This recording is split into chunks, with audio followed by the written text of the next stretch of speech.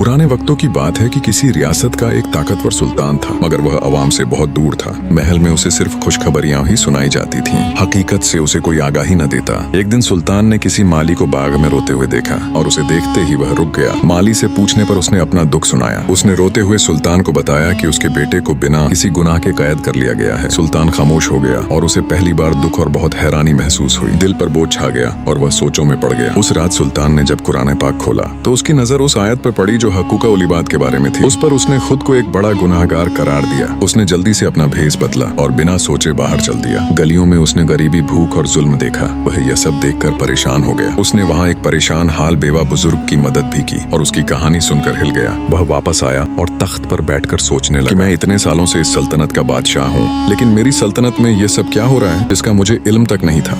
उसने अपने सब वजीरों और ओहदेदारों को बुलाया और कहा कि सब लोग अपनी जिम्मेदारियां अच्छी तरह निभाओ, वरना मुझसे बुरा कोई नहीं होगा। सुल्तान ने कहा, नबी ने फरमाया, तुम में से हर एक चरवाहा है और अपने रेवड़ का जिम्मेदार है। हाकिम अपनी रियाया का जिम्मेदार है। मैं वह चरवाहा हूँ और मैं 20 साल से अपने रेवड़ को नहीं जानता था। उसी दिन उसने 3 बड़े इंसाफ के फैसले किए। कुछ दिनों में माली का बेटा वापस आ गया। जेल में एक शख्स 3 साल से बिना इंसाफ के कैद था, उसे भी इंसाफ मिल गया। हर जुमा के दिन वह भेष बदल कर निकलता और बाहर की सूरत हाल देखता। उसने हुकूक उल इबाद सीखा, जो सबसे बड़ी चीज थी। वह रात को रो रो कर अल्लाह से अपनी नाइंसाफियों पर माफी मांगता और वह खुद को बदलने का वादा करता।